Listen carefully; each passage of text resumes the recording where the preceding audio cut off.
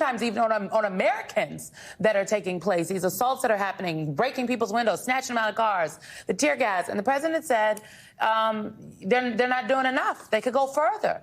I think that we have to remember that we are dealing with a group of people that believe in the power of the unitary executive. These are people that actually do believe that when the president does it, it's legal, regardless of what the president does. That when the president says it, let it be so. That the president does have this unlimited power.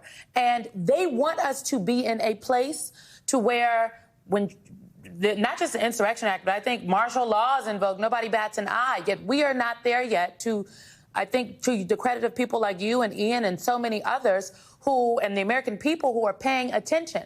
Here's a question. He's done a lot in a little bit of time, Norm. I understand there's been wins in the courts. I get it. It's only been 9 months, and look at where we are. I am concerned about the next 2 months because he is in a race against time, and he understands that. And I think what happens tomorrow in these elections could accelerate, frankly, his authoritarian tendencies.